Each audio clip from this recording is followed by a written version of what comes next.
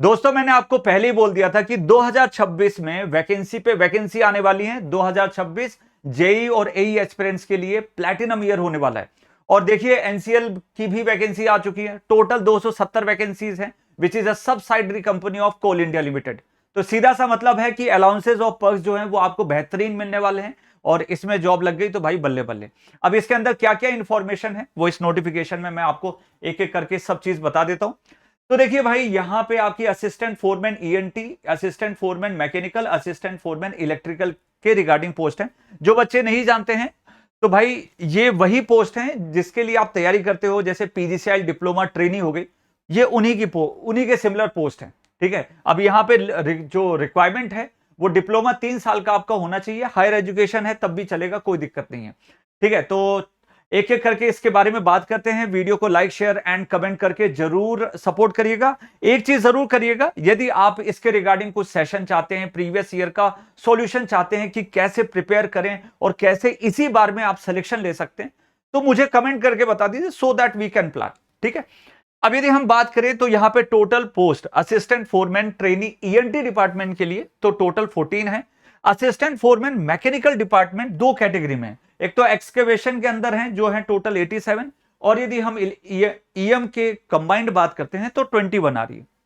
यदि हम इलेक्ट्रिकल की बात करते हैं तो एक्सकवेशन के अंदर है 74 और इलेक्ट्रिकल मैकेनिकल कंबाइंड करके 74। तो टोटल यदि बच्चे आप काउंट करते हो तो 270 वैकेंसी का काउंट हो रहा है, तो वो एक अच्छा खासा काउंट माना जाएगा।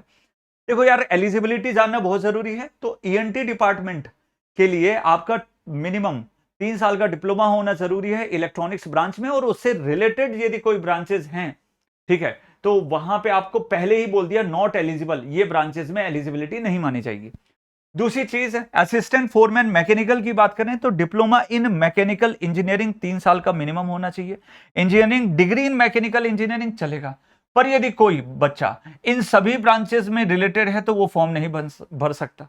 कुल मिला के कोर ब्रांच का आपका यहां पे बोला गया, जो ब्रांच मेंशन्ड है वही होना चाहिए। अब जो बच्चे इलेक्ट्रिकल वाले हैं तो उनकी बल्ले बल्ले हो चुकी है, बहुत दिनों से इंतजार कर रहे थे कि सर हमारे रिगार्डिंग कब आएगी। तो ये देखिए अच्छी खासी वैकेंसीज है, जरूर इस वैकेंसी के रिगार्डिंग आप तैयारी करना शुरू करिएगा। ठीक है, इसको मत छोड़िएगा, ये अच्छी खासी वैकेंसी ही मानी जाएंगी सेंट्रल लेवल पे। ठीक है, दूसरी चीज है कि बेटा जैसे अनरिजर्व्ड ईडब्ल्यूएस के लिए तो कोई रिलैक्सेशन नहीं दिया है, बट बाकी एससी एसटी के लिए 5 साल का है, ओबीसी एनसीएल के लिए आपका 3 साल का दिया गया है, पीडब्ल्यूबीडी अनरिजर्व्ड के लिए 10 साल का दिया है, और इसी तरीके से आपका यहाँ पे बाकी सभी कैटेगरी के रिगार्डिंग बताया गया। 1000, देखो 1000 रुपए प्लस एप्लीकेबल, ठीक है, जीएसटी रुपीज 180, तो टोटल कितना है 1180 का फॉर्म फिलिंग होगा, है ना। तो कुल मिला के 1180 का यहाँ पे फॉर्म फिलिंग है। बाकी SC ST ESM PWBD department candidates के लिए यहाँ पे कोई भी रुपया पैसा नहीं देना है। ये जो रुपया पैसा लग रहा है unreserved OBC non creamy layer और ईडब्ल्यूएस के लिए आपका लग रहा है। चलो आगे बढ़ते हैं। इंपॉर्टेंट क्या है कि मिनिमम क्राइटेरिया आपको बोल रहा है अनरिजर्व्ड और ईडब्ल्यूएस के लिए मिनिमम क्राइटेरिया 50 मार्क्स है। यदि आप टॉपर भी भैया 50 के अंदर रह जा रहा है तो उसका सिलेक्शन नहीं माना जाएगा। ठीक है, ये मिनिमम क्राइटेरिया है जो उन्होंने हर पोस्ट के लिए रिगार्डिंग इन्फॉर्म कर दिया। अब देखो मोस्ट इंटरेस्टिंग क्या है कि जब हमने लास्ट टाइम इस एग्जाम की तैयारी करवाई थी, ठीक है, तो इसके क्वेश्चन का जो लेवल है ना वो बड़ा बेहतरीन क्वेश्चन लेवल माना जाता है। अब सबसे इंपॉर्टेंट चीज यहां पे ये समझिए कि देखो स्टार्ट डेट तो जो है वो 11 तारीख से शुरू हो चुका है। ठीक है, अब दूसरी चीज है कि भाई क्लोजिंग डेट है तो 5 दिन मतलब 5 मार्च को ये आपका बंद हो जाएगा। Tentative date downloading the admit card उसके बारे में इन्फॉर्म कर दिया जाएगा ऑफिशियल वेबसाइट पे, तो आपको टेंशन लेने की जरूरत नहीं है। मास्टर प्लस एजुकेशन को सब्सक्राइब करके रखो, मैं आपको आके सबसे पहले इसके बारे में इन्फॉर्म कर दूंगा।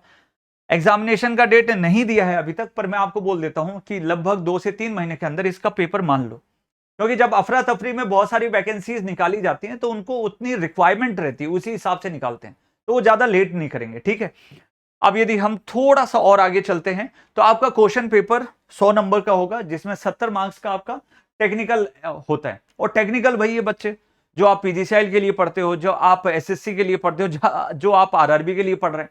थोड़े से चेंजेस हैं वो मैं आपको दिखा देता हूं।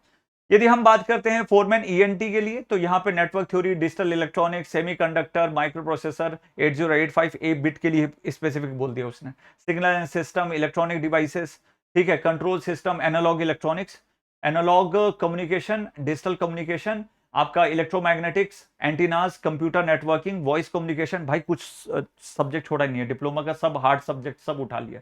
इसी तरीके से आपका मैकेनिकल है, तो मैकेनिकल का मुझे उतना ज्यादा आइडिया नहीं है, फिर भी मैं आपको स्क्रॉल करके दिखा देता हूं तो क्लियरिटी रहेगी। क्लियर है?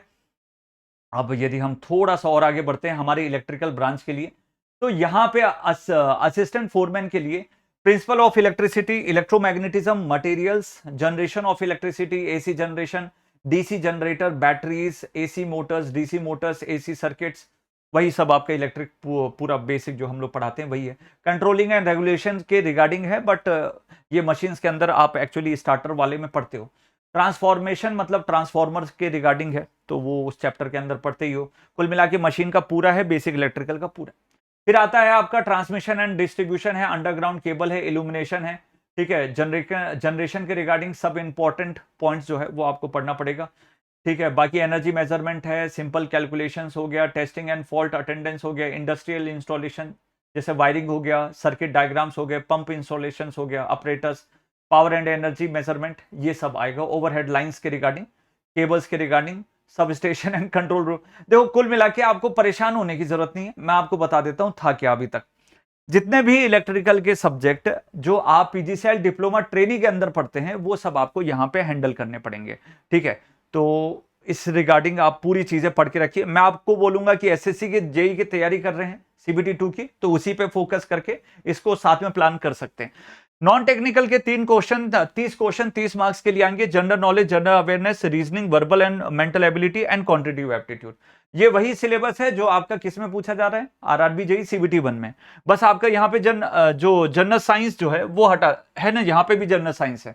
तो बच्चे देखो कुल मिला के आरआरबी जेई सीबीटी 1 का बेनिफिट आपको यहाँ पे मिलने वाला है, क्योंकि यहाँ पे मैथ्स भी आ रही है, ठीक है। तो आरआरबी जेई सीबीटी 1 प्लान कर रहे हो तो इस एग्जाम में आपको बहुत बेनिफिट होगा, ठीक है। बाकी कमेंट करके बता दो आपको कुछ और रिक्वायरमेंट है तो उसके रिगार्डिंग हम फटाफट प्लान करें, क्योंकि ये एग्जामिनेशन हाथ से जाने नहीं देना है और हम भी चाहते हैं कि मैक्सिमम सिलेक्शन हमारे मास्टर प्लस एजुकेशन से हो। तो उसके रिगार्डिंग हम कुछ ना कुछ प्लान करने वाले हैं आप सभी बच्चे के लिए। यदि आप हमारे कोर्सेज के थ्रू पढ़ना चाहते हैं तो एप्लीकेशन की लिंक दी गई है, तो वहां पे आपको फाउंडेशन कोर्स दिखाई दे रहा होगा। तो फाउंडेशन बैच में जाके आप किसी भी आने वाले एग्जामिनेशन में, क्योंकि आने वाले समय में आपको मेट्रो के एग्जामिनेशन भी देखने को मिलेंगे, तो वहां उन सभी की भी तैयारी, चाहे SSC, RRB, technical, non technical, सब कुछ उसमें पढ़ाया हुआ है प्रॉपर, तो आपको हेल्प हो जाएगी।